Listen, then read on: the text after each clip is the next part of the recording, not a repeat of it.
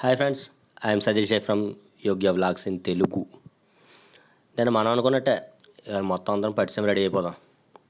అంతా రెడీగా ఉన్నారు కదా? సర్లేగానే మనం వెళ్ళబోయే ముందు మొత్తం అందరు కలిపిపోయి సరదాగా ఒక లైక్ షేర్ కొట్టండి. ముఖ్యంగా సబ్స్క్రైబ్ చేయడం మర్చిపోకండి బాబు. చాలామంది చూసేస్తున్నారు కానీ సబ్స్క్రైబ్ చేయట్లేదు అసలు.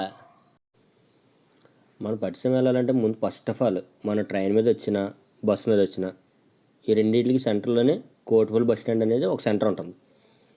ఎవరు వచ్చినా మన కోటిపల్లి సెంటర్ అనేది కంటిన్యూషన్ అవ్వాలి. చూడండి, ఈ ఆర్చి ఉంది కదా, ఆర్చికి క్వైట్ ఆపోజిట్లో ఒక రోడ్డు ఉంటుంది. ఆ రోడ్డు ఏంటంటే డైరెక్ట్ మనం బ్రిడ్జి మీద వెళ్ళాలి. ఆ రోడ్డు స్టార్టింగ్లోనే ఒక సెంటర్ ఉంటుంది అనమాట, ఒక స్టాండ్.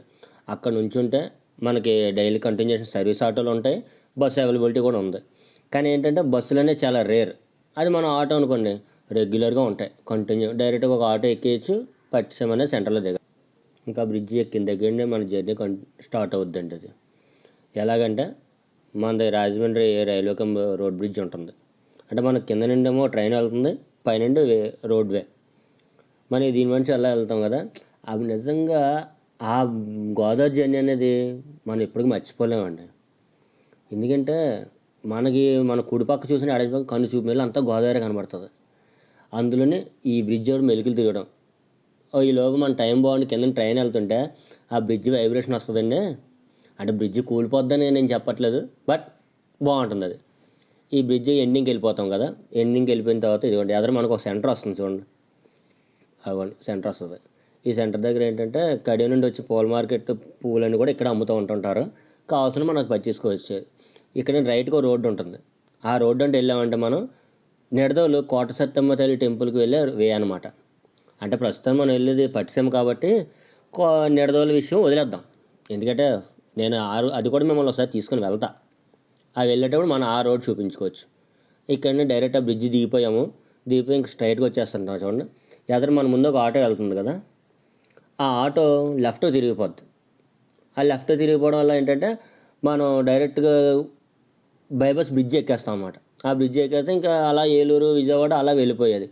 అలా వెళ్ళకుండా స్ట్రైట్గా రోడ్డు ఉంది చూడండి, అదిగోండి వ్యాన్ వస్తుంది కదా, అది ఆ రోడ్డు అమ్మటి వెళ్ళిపోతే మనం అక్కడి నుంచి ఎగ్జాక్ట్లీ 26 కిలోమీటర్స్ వెళ్ళామంటే మన పట్టిసీమ అనేది ఆ టెంపుల్ దగ్గరికి వెళ్తాం. మనం వెళ్ళే రోడ్డు ఉంటుందండి, అసలు ఒక పక్క అంతా గోదావరి, కానీ మనకు కనబడదు. ఒక గట్టు ఉంటుంది, మన మీద హైట్ మీద గట్టు ఉంటుంది, గోదావరి కనబడదు.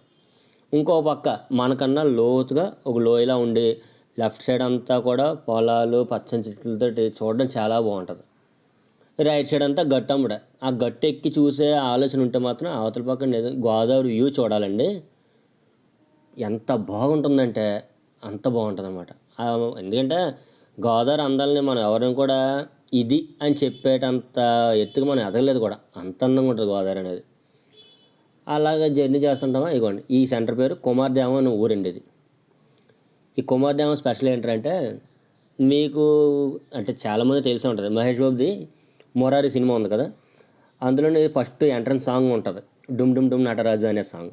ఆ సాంగ్ షూట్ చేసిందంతా కూడా ఈ కుమార్దేవం అనే ఊళ్ళోంచి పక్కన ఇసుక తెప్పుల మీద చేశారు సాంగ్. అది అక్కడి నుండి వెళ్తాం కదా, ఆ రోడ్డు చూడండి ఎన్ని మెలుకులు తిరుగుద్దో. ప్రతి ఒక్క మెలుక్కి ఒక పోయిటరీ ప్రకారం చెప్పుకోవాలనుకుంటే వద్దులేండి, మనకు కొంచెం లేడీస్ ఫ్యాన్స్ ఉన్నారు కదా, తిట్టుకుంటారు, అవసరం లేదు.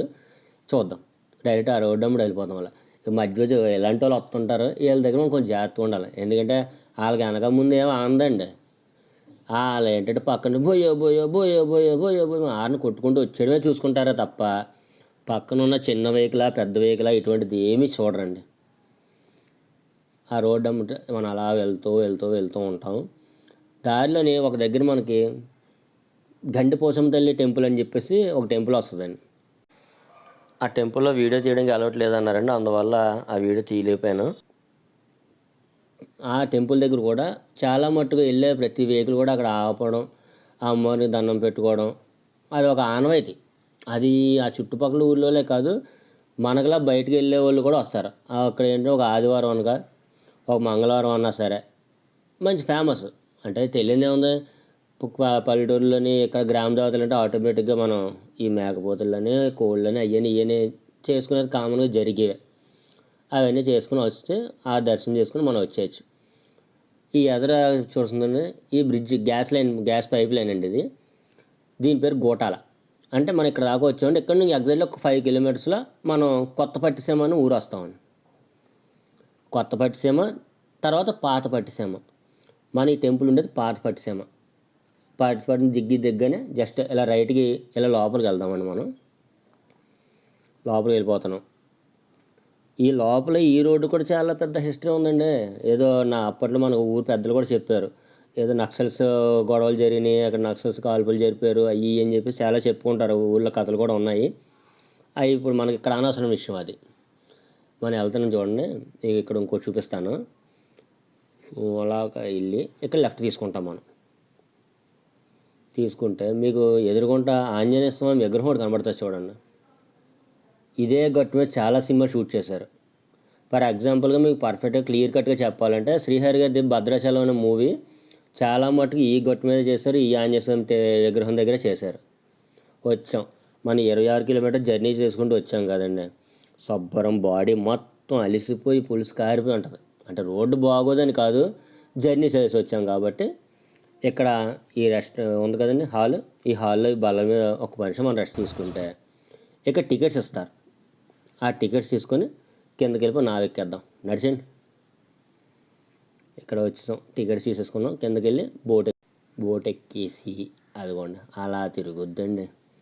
ఇదేంటారు బాబు మన బోట్ తప్ప వేరే జర్నీ లేదా అంటే, మీరు పట్టిసీమ వరకు ఎలాగైనా వెళ్ళచ్చు, తప్పులేదు.